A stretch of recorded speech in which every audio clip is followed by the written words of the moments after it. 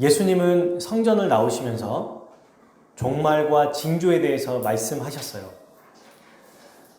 그리고 종말을 준비하는 교회, 신자들은 어떻게 살아야 되는지도 말씀하셨죠. 시간이 지났습니다. 며칠이 지나고 이틀이 지나면 이제 유월절이 시작되는 날이 된 거예요. 이때 대제사장들과 서기관들이, 그러니까 곧 유대 지도자들이에요. 이 지도자들은 유월절 되기 전에 유월절 준비보다 무엇을 더 준비하고 고민했습니까? 네, 1절에 나오죠. 예수님을 어떻게 잡아서 죽일까 의논하고 있었던 거예요. 흉계로 이 예수님께 잘못된 것이든 무엇이든지 간에 이 형목을 딱 주고 죽이려고 하는 것. 근데 여러분 생각해 보십시오. 죽이려고 했을 때 조용히 죽이려고 했던 건데 그 말은 뭐예요? 십자가에서 공개 처형되기 전에 자기들끼리 서로 소문 없이 죽이려고 했던 거거든요. 근데 이때 하지 못했습니다. 2절 밀란이 날까 하노니 명절에는 하지 말자. 지금 이제 6월절 되기 전에 이스라엘 백성들은 3대 절기가 있어요. 6월절, 또 77절, 장막절 이렇게 3대 절기에 온 백성들이 예루살렘 성전으로 모입니다. 이 당시에 예루살렘에 사는 인구가 약 3만 명 정도 있는데요. 절기가 되면 18만 명까지 모인다고 해요. 얼마나 많은 사람들이 모이겠습니까? 근데 이때 지금 예수님은 어떤 존재로 사람들에게 인식되고 있어요? 슈퍼스타예요.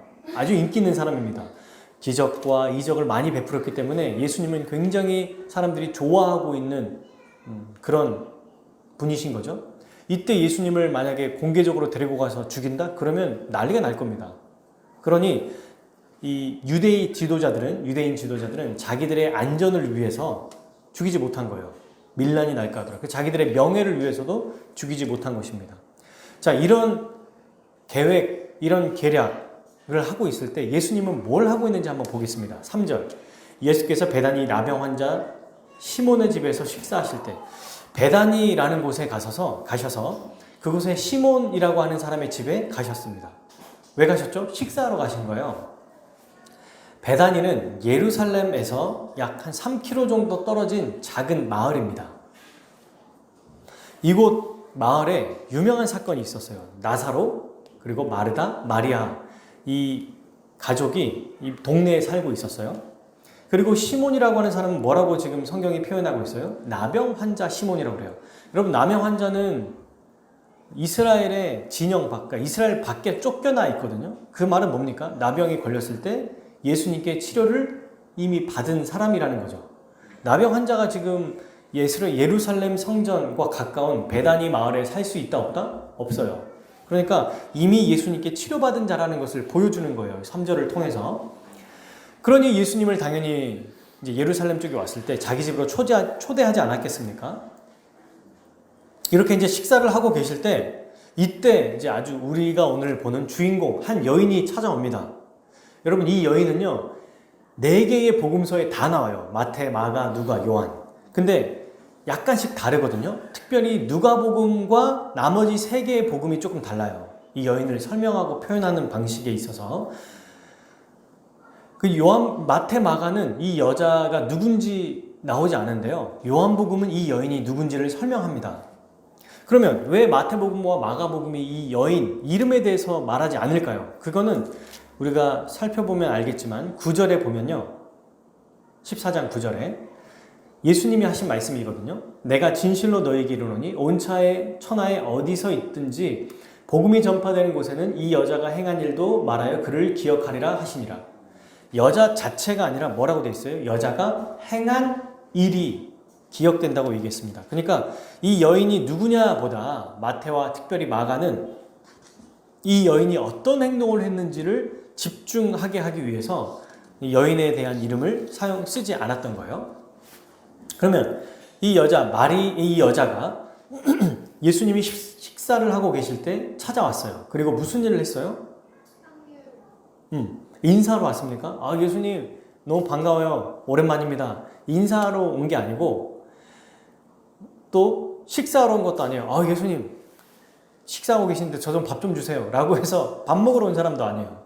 매우 값진 향유, 이걸 가지고 왔어요. 이 향유는 여러분 곧 순전한 나드라고 한 이 나드 향유가 바로 순전한 나드가 바로 향유라고 합니다. 그러니까 이 나드는요, 티벳 있죠, 티벳. 히말라야에 있는 그 고산지에 나드 나무라는 곳에서 나오는 아주 귀한 향료입니다. 그러니 티벳, 히말라야에서 이스라엘까지 오는데 향이 다 날아갈 수 있지 않겠습니까? 그래서 이 나드를 옥합이라고 하는 아주 단단한 돌에 향유를 넣거든요.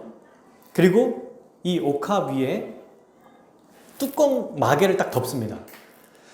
이 뚜껑이 어떤 뚜껑이냐면 보통 우리가 와인병 보면 그 코르크 마개가 있죠. 그래서 이게 몇십 년 뭐 혹은 100년 막 이렇게까지도 숙성이 되잖아요. 그것처럼 옥합이라고 하는 이 돌덩이, 이 병 위에다가 벌집을 녹여서 이 만든 이 밀랍이라고 하는 이 뚜껑을 만들어요. 돌은 아닌 거죠. 그거를 딱 붙입니다. 향이 없어지지 않도록. 그러면 이게 시간이 지나면 완전히 굳어버려요. 이렇게 되면 이 옥합은요, 수백 년 동안 향기가 보존된다고 해요. 엄청나죠. 그러니까 멀리서부터 왔기 때문에 이 향이 날아가지 않도록 옥합 위에 뚜껑을 닫은 겁니다. 옥합이 이렇게 생겼어요. 제가 찾아보니까 이게 이스라엘 박물관에 있는 거고요. 이게 이제 돌덩어리고 이 위에가 아까 말한 벌집을 녹여가지고 만든 겁니다. 그래서 여러분 여기에 보면 이 여인이 뭐라고 했어요? 옥합을 깼다고 그랬잖아요. 저는 성경을 예전에 읽었을 때 이거 별로 안 좋았을 것 같은데 라는 생각을 했어요. 왜냐면 생각해보세요. 옥합을 탁 깼어. 그러면 그 안에 막 병도 있고 유리도 있는데 기름을 막 부어가지고 예수님께 한다고요? 그럼 유리 파편까지 예수님께 부은다고? 이해가 안 되는 거예요. 아무리 생각해도. 그렇지 않나요? 근데 여기 성경은 옥합을 깼다고 나오거든요.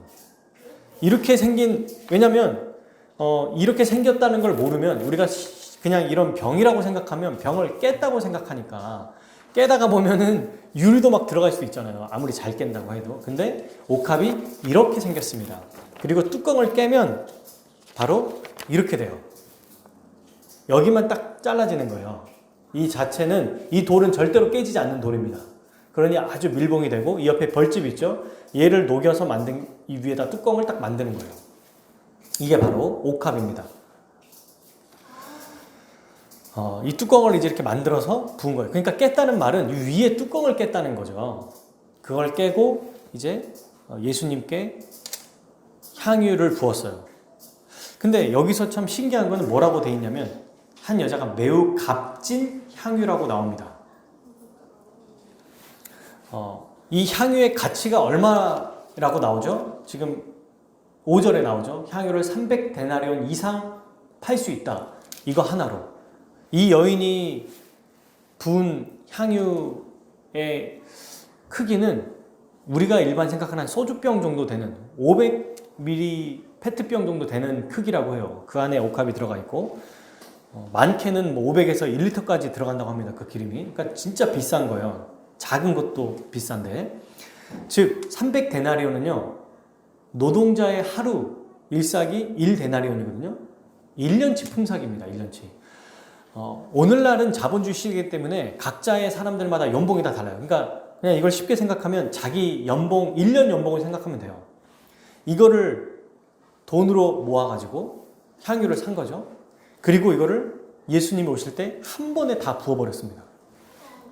1년치 연봉을 말하자면 적금을 다 모아서 그냥 한꺼번에 다 쏟아버린 거예요. 다 써버린 거예요. 어쩜 여러분 이 향유가 이 여인에게는 재산의 전부일지도 몰라요. 왜냐하면 실제로 나사로와 마리아 또 마르다 이 가족들이 살고 있는 이 베단이라고 하는 동네는 절대 부자인 동네가 아니거든요. 힘들고 어렵게 살아가는 그냥 그 작은 마을이었습니다. 근데 1년 동안 노동자가 벌어들여야 될 수입을 한꺼번에 벌었다는 것은 자기의 전부의 소유일지도 모른다는 거예요. 왜냐하면 지금이야 여성들이 정말 열심히 일하고 또 남성들보다 더 뛰어나게 돈을 벌고 또 그렇게 살아가지 않습니까? 이때는 여인은 사회적 약자였고 또 아무런 존귀함을 받지 못했어요. 당연히 직업도 없었습니다. 근데 이 여인이 일반 남자가 1년 동안 벌어들일 수입의 돈만큼 저축하려고 했다면 얼마나 힘들게 돈을 모았는지를 우리는 가늠해 볼 수 있는 거예요.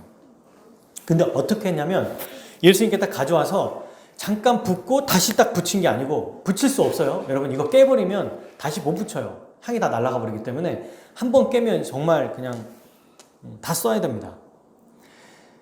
이 자기 전부일지도 모르는 이 향유를 파격적으로 예수님께 다 부은 거예요. 이걸 올인이라고 하죠, 우리가. 전부 다 부었습니다.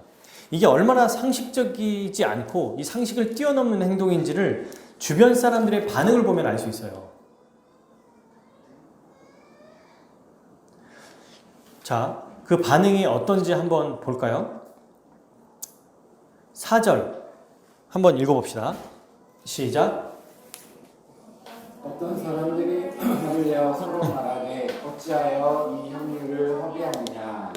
5절. 이 향유를 300데나리온 이상 팔았다. 가난한 자들에게 줄 수 있었겠도다 하며 그 여자를 책망하는지라. 이게 뭐라고까지 얘기하냐면, 아니 이렇게까지 비싼 향유를 저렇게 낭비한다고? 라고 하면서 얘기하는데, 왜 낭비라고 말하냐면 아까 말한 것처럼 1년치의 연봉이나 되는 돈, 그 돈을 차라리 가난한 사람들에게 팔아서 주면 훨씬 더 유익을 얻을 텐데, 고작 그저 예수님께 붓기 위해서 이걸 다 써버린다고? 이 사람들의 지금 가치관이 여인의 가치관과 뭔가 다름을 알 수 있죠. 지금 다르고 있어요. 그죠? 근데 저는 이걸 한번 생각해 봤어요. 아니, 지 것도 아닌데 왜 화를 내? 이런 생각도 하게 됐어요. 저는 이걸 보면서. 지들 것도 아니고 자기들이 그렇게 할 것도 아닌데 화를 내는 거예요. 여기서 화를 낸다는 표현이 원어적으로 좀 보면은 으르렁거린다는 정도로 아주 심하게, 우리가 보통 비난할 때 아유 좀 잘하지 이 정도가 아니라 아주 정말 호되게 혼내는 걸 표현해요. 이 여기서 화를 내는 거예요. 여인을 아주 심하게 혼내고 책망한 겁니다. 자기 것도 아닌데도 사회적 지위가 약자기 때문에 함부로 할 수 있었던 거예요. 이 여인을. 가난한 자를 돕는다라고 하는 보편적인 선을 얘기한 거 아닙니까? 근데 그걸 얘기하면서 예수님께 한 이 행동을 부정적으로 표현했어요. 이들은. 즉 뭐라고 생각했습니까? 이 여인이 한 행동이 아주 낭비와 사치의 모습으로 여긴 거예요. 왜 그럴까요? 가만히 생각해보면 이들이 분명히 좋은 일도 얘기했지만, 가난한 자를 위해서 쓰면 더 좋지 않겠느냐라고 말했지만 실제로 그들이 가난한 자를 돕고 있었는지는 잘 모르겠어요. 근데 오히려 어떤 모습이 보이냐면, 이 여인을 책망할 때 너무 아깝게 왜 거기다 써? 라고 말하고 있는 거잖아요. 즉 눈에 보이는 돈의 가치에 몰두해 있다는 것을 볼 수 있습니다. 그러니까 이 여인의 행동은 그냥 과잉 충성처럼 보이는 거예요. 적당히 하지 뭐 그렇게까지 해 라고 하는 정도로 보이는 겁니다. 얼마나 헛되게 나무랬는지 6절에 예수님께서 중간에 중지하세요. 가만두라, 너희가 어찌하여 그를 괴롭게 하느냐. 얼마나 심하게 얘기했으면 예수님이 괴롭히지 마, 왜 이렇게 힘들게 해? 라고 말하는 거예요. 여러분, 근데 제가 이제 우스갯소리로 한번 또 얘기를 해볼게요. 생각해보면 이거 화를 낼 사람은 사람들이 아니라 예수님이셔야 돼요. 이게 무슨 말인지 아세요? 예수님이 화를 내셔야 됩니다. 생각해보세요, 여러분. 누군가 식사하고 밥을 먹고 있는데 갑자기 와가지고 기름을 막 부어요, 머리에. 밥 먹고 있는데, 여러분 보통 학교에서 막 학교 폭력 나올 때 보면은 그 친구들이 여러 명이 모여가지고 한 명에게 막 우유를 막 붓는 거 있잖아요. 밥 먹고 있는데 국을 막 붓고 있거나 그러면 사람이 엄청 모욕적으로 느끼고 막 그때 막 싸우고 이런 거잖아요. 그런 것까지는 아니지만 그런 장면 아니에요. 지금 밥 먹고 있는데 누가 기름을 붓는 거야. 밥을 먹는데. 근데 여러분 이게 조금 딱 부으면, 먹다가 예수님 체면이 있으니까 하다 말겠지 하는데 계속 부어. 그래서 어느 정도까지 붓냐면 8절, 그는 힘을 다하여 내 몸에 향유를 부어. 아주 최선을 다했으면 그만 해도 막 계속 붓는 거예요. 막 열심히. 그리고 머리에만 부어진 게 아니고 온몸에 다 적신 겁니다. 밥 먹고 있는 사람에게. 상상하니 너무 웃긴 장면처럼 보이죠. 이게 제가 이제 성경을 연구하면서 상상을 했던 거예요. 이거는 그렇게 우스갯소리로 그냥 보는 거고, 생각해보면 재밌습니다. 어쨌든 그만해 뭐 이런데도 계속 더 열심히 붓고 온몸이 다 젖을 때까지 밥도 못 먹고 뭐 그렇게 될지 모르겠다. 근데 여러분 이때는 당시에 아주 귀한 손님이 올 때 향유를 조금 발라서 머리에 발라주는 거, 찍어서 발라주는 게 풍습이었어요. 귀한 손님에게. 근데 이거는 뭐 손님 정도가 아니라 바르는 정도가 아니죠.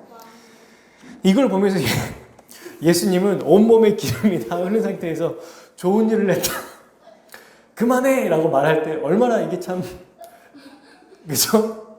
생각이 너무 웃겨요. 수건을 가져와서 막 닦은 다음에 얘기하지 않았을까. 뭐라고 하셨어요? 이걸 보면서. 화를 내신 게 아니라 좋은 일을 했다고 얘기하셨어요. 좋은 일. 그가 내게 좋은 일을 하였느니라. 왜? 7절, 8절. 가난한 자들은 있는데 나는 너희와 항상 함께 있지 않다. 그러면서 뭐라고 말해요? 그는 내 몸에 향유를 부어 뭘 준비한 거예요? 장례를 미리 준비한 것이다. 지금 이 여인이 한 행동은 향유를 부은 것은 뭐라고 지금 얘기합니까? 예수님의 장례, 죽음을 미리 준비한 행동이라고 얘기한 거예요.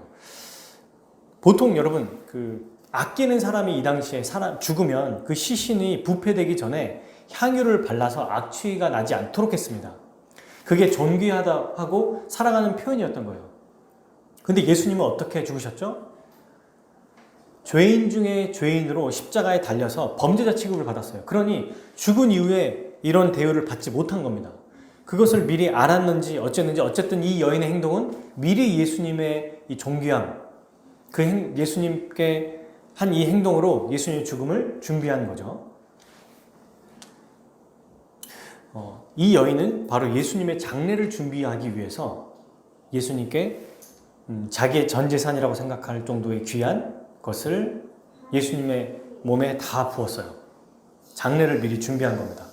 그러니까 이건 뭘 얘기하는 걸까요? 예수님의 십자가 죽음, 그분의 죽음이 얼마나 고귀한 것인지를 알고 있고 믿었다는 것을 알 수 있어요.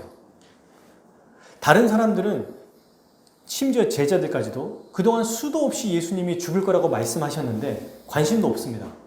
어떻게 해야 될지도 모르고 어떻게 할 거라고 생각도 안 해요. 근데 이 여인은 이제 시간이 다가온다는 것을 알고 예수님께 찾아오고 그분의 죽음에 합당한 가장 값비싼 향유를 예수님께 부은 거예요. 어찌 보면 가장 볼품없고 연약한 이 여인이 자기의 삶 전부를 예수님께 헌신했다라고 해도 과언이 아닌 거죠. 그 예수님은 자기의 장례를 준비하는 것이 가난한 자를 돕는 것보다 역사적 지금 사건이잖아요. 그것보다 훨씬 더 중요하다고 지금 얘기하고 있어요. 그렇다고 가난한 자를 돕지 말라는 얘기는 아니죠. 왜? 가난한 자들은 항상 너희에게 있으니까 언제든지 도울 수 있다. 그러나 나는 이제 곧 죽는다. 그러니 이 여인이 한 일들은 잘한 일이다. 이렇게 얘기했어요. 이 여인은 어떤 생각을 가지고 있어요? 또 여기에 있는 사람들은 어떤 생각을 가지고 있죠? 두 사람의 가치관은 아주 다릅니다. 이 여인은 가난한 사람들을 돕는 것 이전에 예수님의 십자가 죽음이 얼마나 귀하고 가치가 있는지를 알았어요. 이 여인을 책망한 사람들은 예수님의 십자가 죽음에 관심도 없고 그저 눈에 보이는 돈의 가치를 더 귀하게 여긴 것으로 알 수 있습니다. 그리고 두 번째, 이 여인이 한 행동이 또 뭐가 있냐면 여러분이 향유를 부을 때 이 감람기름을 부는 것은 구약 성경에서 세 사람에게 했습니다. 왕, 제사장, 선지자. 지금 예수님이 어떤 분이라고 인정하고 있는 거예요? 왕이라는 것을 인정하고 있는 겁니다. 그러니까 바로 이 예수님이 하나님 나라를 가지고 오신 하나님의 보내신 메시아 왕이심을 믿고 그분을 경배하는 행동인 거예요. 이게 존귀한 분임을 인정하고 믿고 합당한 영광받기 합당한 분이라고 인정하는 행위라는 것입니다. 전혀 아까워하지 않았어요. 왜요? 이분이 가장 존귀한 분이시니까. 이 두 가지 의미가 있습니다. 이 향유를 부은 것은 어떻게 보면 남들이 봤을 때 아주 미련해 보이는 거죠. 그렇지 않나요? 이들이 이렇게 얘기했잖아요. 어떻게 이렇게 허비하냐라고 말하는데 이 여인은 오늘날도 우리에게 이 당시 사람들뿐만 아니라 큰 도전을 주고 있습니다. 상식적이고 이성적으로 살아가야 된다. 또 주님 앞에 드릴 때는 적당히 이 정도면 괜찮다라고 하는 그런 세상의 삶에서, 문화에서 이 모든 틀을 완전히 깨버린 거예요. 흔히 우리가 이렇게 얘기하잖아요. 달아 없어지는 인생. 그런 삶을 지금 살고 있었던 겁니다. 올인 했던 거죠. 전부 다 주님 앞에 헌신했던 것입니다. 그런데 옆에 있는 사람들은 이 여인을 보고 아주 어리석은 낭비라고 책망한 거예요. 오늘도 그러죠. 야, 너 왜 그렇게 살아? 왜 이렇게 미련하게 사냐? 왜 너의 인생을 교회에 허비하냐? 왜 그 시간을, 이렇게 귀한 것들을 가지고 너의 가족과 너를 위해 사용하지 않고 교회에 이렇게 쓰고 있느냐? 왜 이런 데다가 이렇게 사용하냐? 라고 하면서 우리를 압박하고 혼내고 책망합니다. 똑같이 얘기해요. 어리석다고 욕합니다. 근데 이 여인은 예수님이 자신을 구원하시는 왕이심을 알았던 겁니다. 그리고 그 예수님의 십자가 죽음의 가치를 알았던 거예요. 그렇게 이 여인은 고귀한 낭비를 실천했습니다. 여러분, 이 여인의 마음이 보이시나요? 한번 이거를 잘 생각해 보면은 예수님이 식사하고 계실 때 여인들이 많겠습니까? 남자들이 많겠습니까? 당연히 제자들과 남자들이 많겠죠. 시몬 집이 뭐 100평, 200평 되는 것도 아니고 제자들과 그 안에서 또 예수님을 따라다니는 사람들, 또 그곳에 예수님을 환영하는 남자들이 주로 그곳에 아마 와 있을 거예요. 그런데 이 여인, 결혼 안 했어요. 이 여인이 나중에 나오죠. 이 여인이 남자들이 아주 많은 그 집에 들어가서 어쩌면 자기 전 재산이라고 생각하는 것, 여러분 이거는 결혼 지참금일지도 몰라요. 이 향유는 이거를 가장 값비싼 향유를 가지고 삐쭉삐쭉 들어옵니다. 그리고 예수님이 식사하고 계실 때 예수님께 인사하고 여인으로 얼마나 힘들게 모으고 힘들게 살면서 모았던 것인지를 우리가 알고 있는 그 향유를 주님께 바치려고 가지고 왔어요. 근데 이제 이거를 한 번도 써본 적이 없었을 거 아니에요. 깨본 적이. 그러니까 서툴지만 이 향유를 조심스럽게 뚜껑을 깨는 모습을 한번 생각해 보십시오. 다들 밥 먹고 있는데 혼자 들어와가지고 막 어떻게든 이거를 조심스럽게 향유를 깨는 모습. 근데 그게 자기 전 재산이야.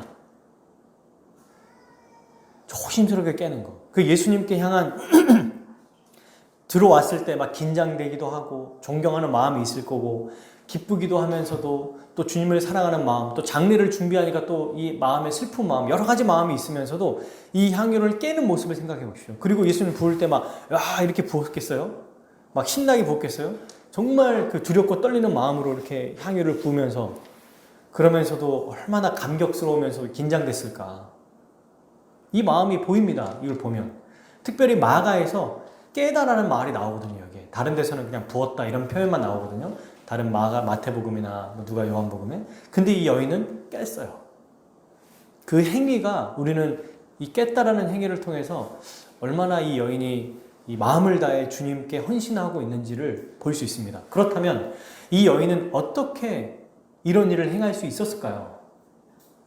그저 이 말씀을 보고 그러니 우리도 이렇게 해야 된다라고 말하기 전에, 그런 얘기 이전에 어떻게 이렇게 할 수 있었는가? 남보다 더 탁월한 마음이 있어서?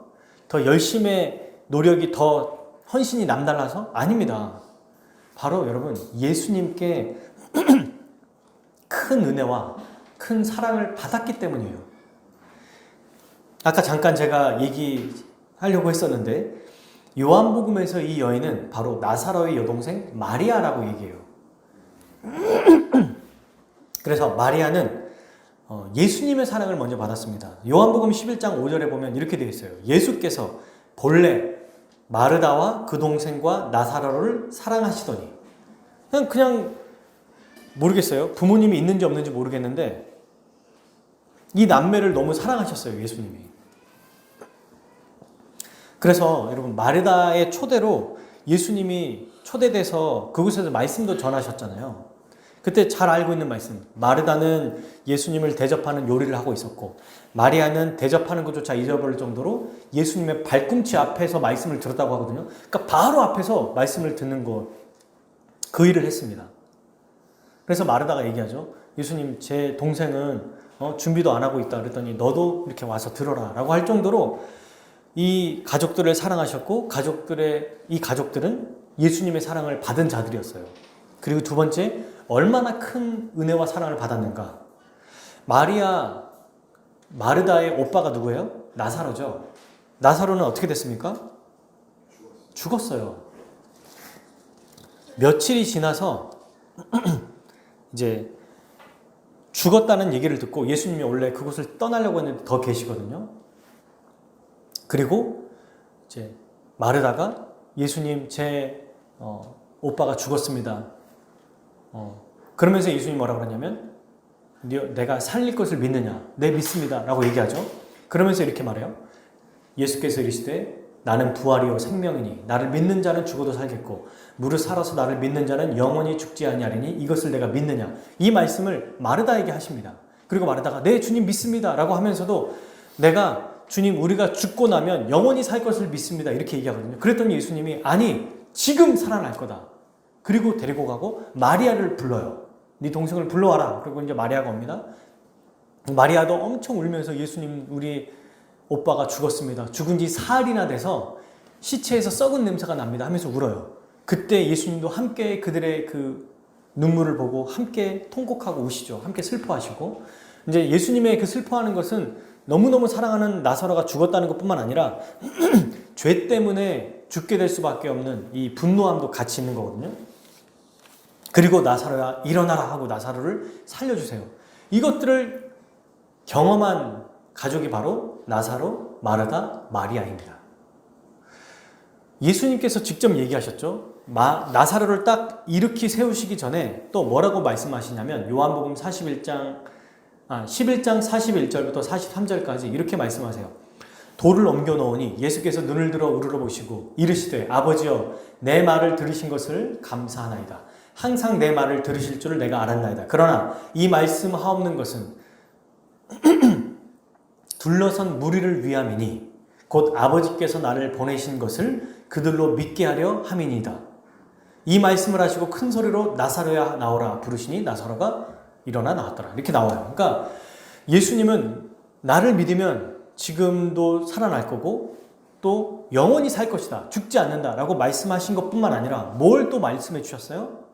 내가 바로 아버지가 보낸 그 메시아 하나님 나라의 왕이다라는 것을 직접 이 사건을 통해서 말씀하셨거든요. 이거를 직접 눈으로 목도하고 들었던 마리아는 예수님이 어떤 분이신지 분명히 알았어요.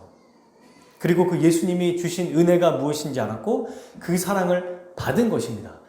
그 사랑이 얼마나 큰 것인지 알기에 자기의 전부를 내어드려도 하나도 아깝지 않다라는 믿음의 고백이 나온 거죠. 예수님은 지금도 우리 교회에게 말씀과 성령을 통해 역사하세요.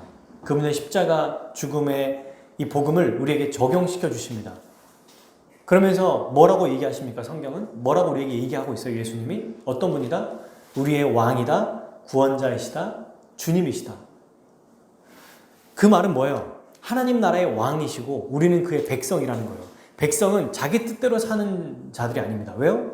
백성과 백성의 재산은 바로 왕의 것이니까. 왕을 섬기고 경배하는 게 백성의 역할이에요. 우리는 하나님의 백성입니다. 그렇다면 하나님 나라의 왕이신 예수님의 것이고 우리의 재산, 우리의 삶, 우리의 인생이 다 주님의 것이에요. 우리를 사탄의 나라에서 아들의 나라로 옮겨주셨어요. 이미 처음부터 창조됐을 때부터 하나님의 것이었지만 이후에도 주님의 것으로 우리를 삼아주시고 우리에게 복을 주시지 않았습니까?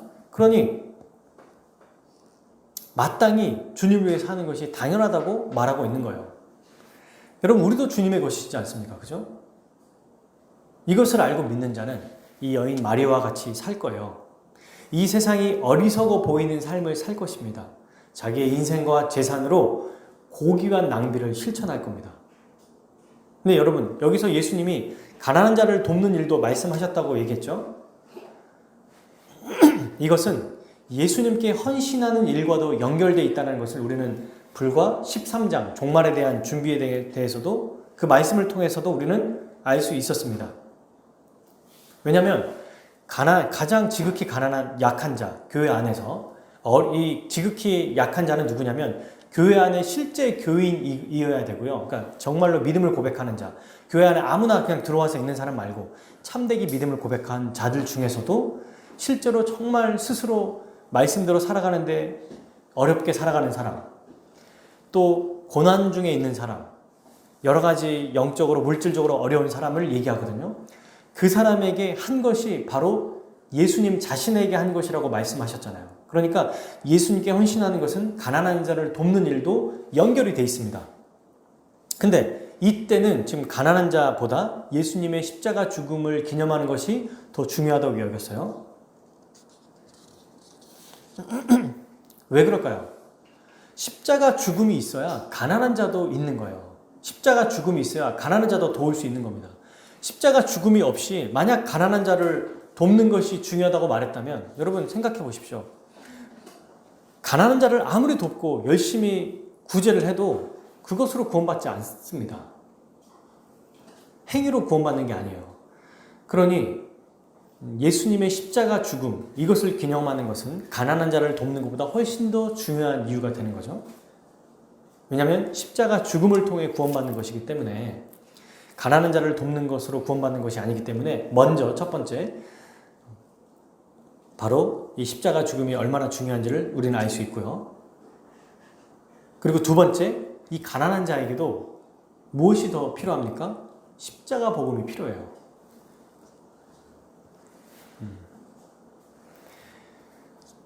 재정적이고 허물하고 헌신하고 이런 것들이 너무 중요하지만 가장 중요한 게 아닙니다. 여러분, 이것은 복음이 필요한 것은 가난한 자들뿐만 아니라 부자도 필요하고 보편적으로 모든 사람에게 필요한 거예요. 그러니 굳이 하는 그 일보다 십자가 복음을 전하는 것이 훨씬 더 중요하다고 생각할 수 있어요. 이 십자가 죽음이 또한 세 번째 연결되는데 우리의 믿음을 일으키고 믿음의 근거가 됩니다. 그래서 십자가 은혜로 우리를 구원하시고 또한 우리의 마음을 바꿔서 참된 구제를 할 수 있도록 도와줘요. 예수님이 십자가에 죽으셨기에 우리의 죄가 용서받았고 또 의로운 자로 살아가지 않습니까? 그리고 믿는 순간 새 마음이 생깁니다. 우리에게는.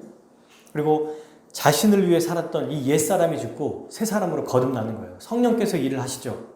그렇게 이전의 삶, 세상 기뻐하는 삶을 함께 즐거워하지 않고 이제는 주님이 기뻐하시는 삶, 주님께서 말씀하시는 가난한 자를 돕고 어려운 지체를 위해 돕는 삶을 감당한 거예요. 그러니까 예수님은 가난한 자를 돕지 마라가 아니라 그것보다 더 우선되고 먼저 되는 게 바로 십자가 죽음이라는 말씀을 하신 거죠. 그게 더 중요한 겁니다. 이것을 알고 이 여인이 이것을 행했어요. 왜요? 아까 세 가지 얘기했죠.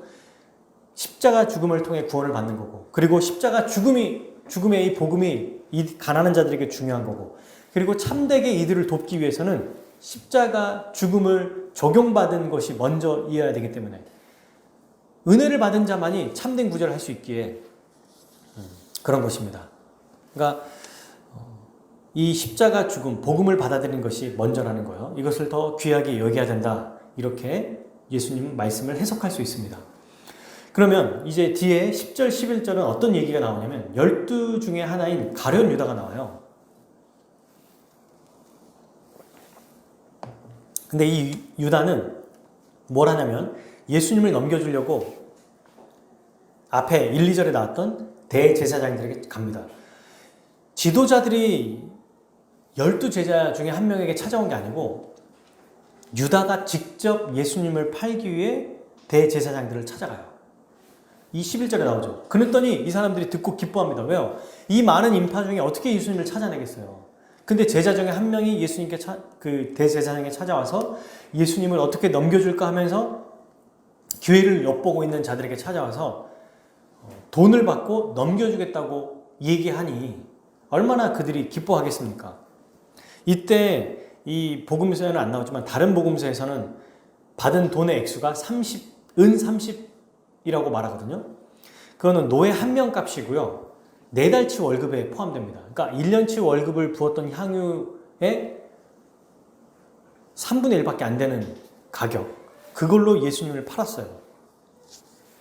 예수님 말씀을 바로 옆에서 듣고 기적을 본 자가 예수님을 판 거죠. 왜 팔았을까요, 여러분?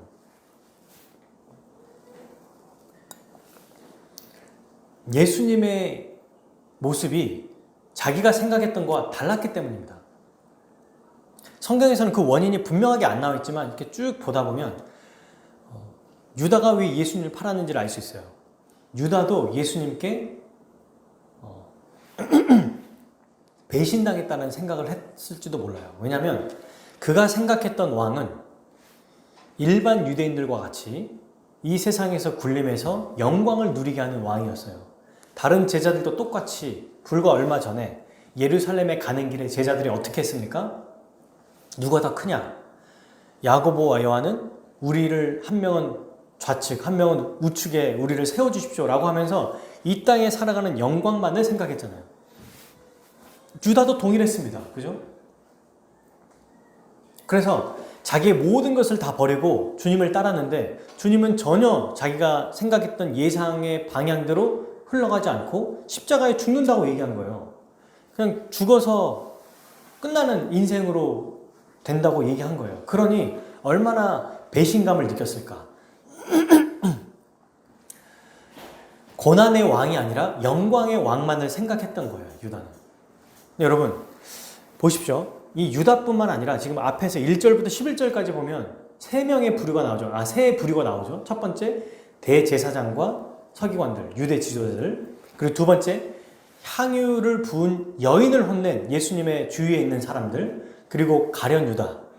하나같이 지금 동일한 생각을 가지고 있다고 보여집니다. 예수님의 말씀에 마음을 깊이 두지 않았어요. 여전히 눈에 보이는 세상의 가치에 마음을 두고 있는 것임을 알 수 있습니다.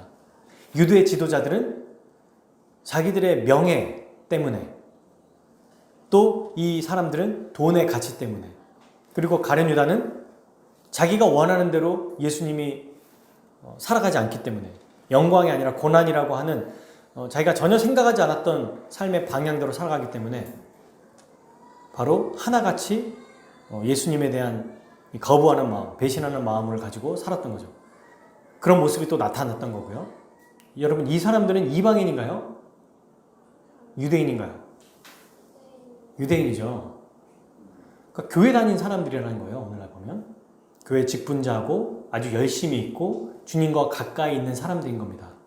근데 이 세상의 가치를 더 뒀을 때, 그것을 더 좋은 것으로 여겼을 때 어떻게 예수님의 말씀과 십자가 복음을 거부하는 모습으로 나타난지를 여러 측면으로 보여주고 있습니다.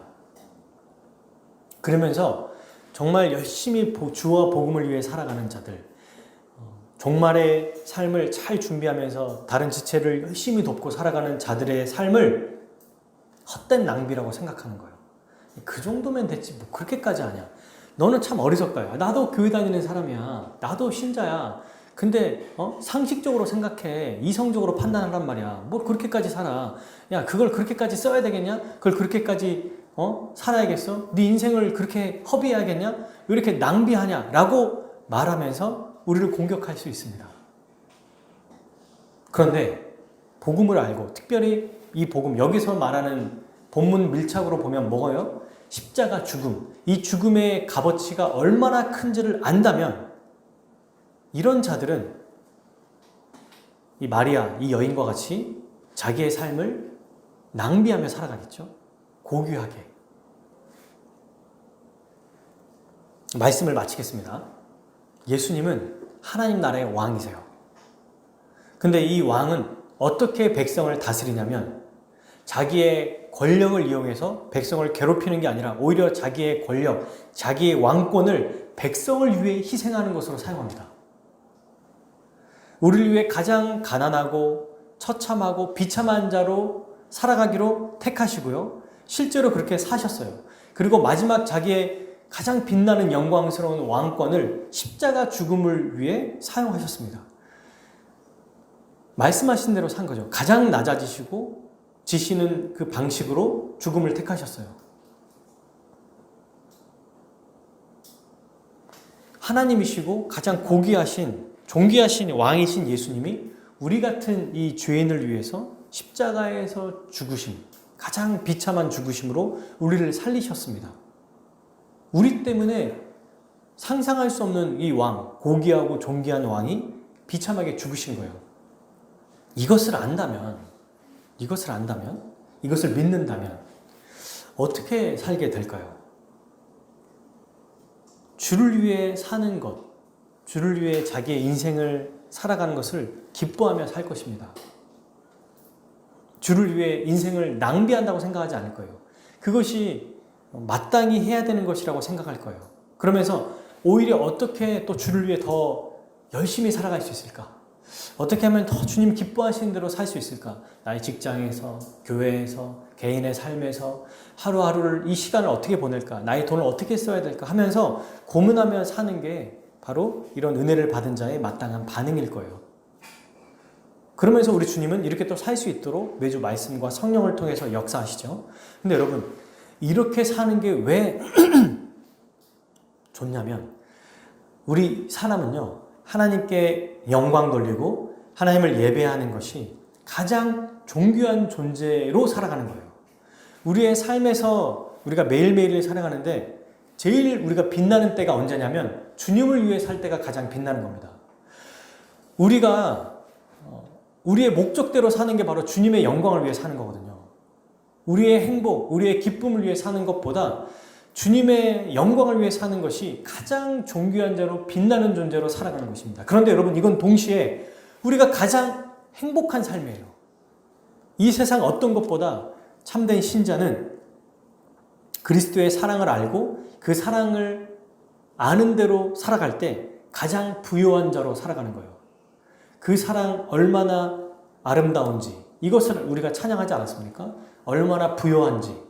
네, 그 사랑이 너무나 부요하다는 걸 알기 때문에 그렇게 살아갈 때 우리도 부요해지고 우리도 가장 복되게 사는 것입니다. 우리 인생을 제일 멋지고 행복하고 아주 훌륭하게 사는 게 뭐냐면 주를 위해 사는 거예요. 주님을 위해 시간을 쓰는 것, 삶을 사용하는 것이 가장 존귀한 자로 우리에게 주신 인생을 가장 복되게 사는 것입니다. 이렇게 살 때 또한 우리 주님은 차고 넘치는 은혜를 또한 우리에게 주시는 거죠. 그러니까 신자의 삶은요, 이미 우리에게 복을 주셨고 그 복을 주신 게 어떤 복이냐? 영원한 가치를 지닌 그 예수 그리스도의 십자가 사랑을 전부 다 받은 자로서 또 자기의 인생을 주님께 내어드리고 그걸 통해서 가장 존귀함으로 드러나고 가장 행복하고 가장 기쁘게 살아감과 동시에 그런 삶을 살 때 또한 더 큰 은혜와 또 복을 주신다는 거예요. 이것을 아는 자가 바로 이 여인과 같이 살아가는 것입니다. 그렇게 이 마리아와 같이 복음을 알고 복음을 높이고 복음에 합당하게 살아가는 것이 가장 가치 있는 삶으로 여기며 살기를 축복합니다. 이것을 위해서 간단하게 세 가지로 좀 생각해 볼 수 있어요. 어떻게 하면 이렇게 또 구체적으로 살 수 있을까? 이 여인이 어떻게 예수님께 헌신했죠? 십자가 복음을 알았어요. 예수님에 대해서 알았어요. 그분이 왕이시고 그분의 은혜를 알았어요.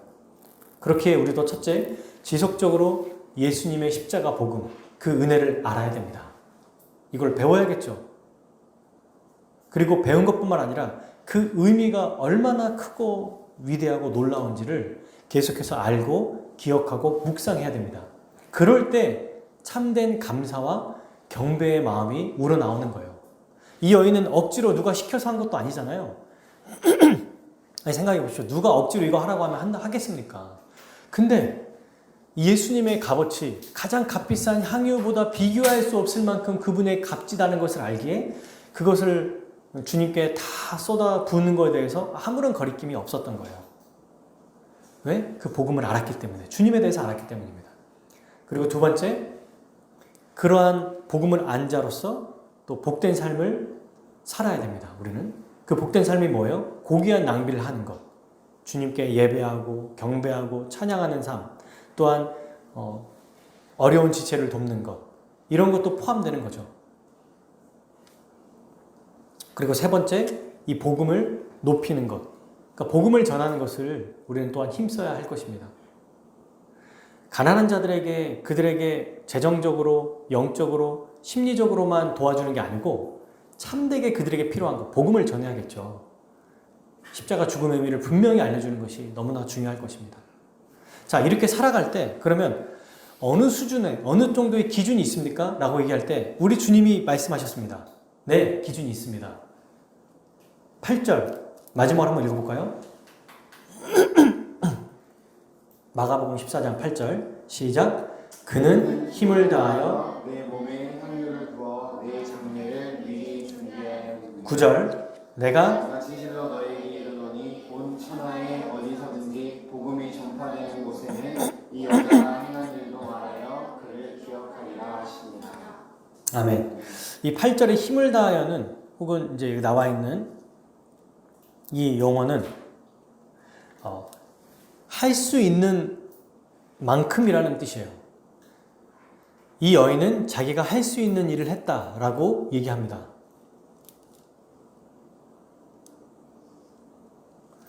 그래서 여러분, 주님은 뭐라고 하셨냐면 너희가 할 수 있는 것을 하면 된다. 그러니까 주님께서 우리에게 주어진 것 안에서 행하면 된다고 말씀하신 거예요.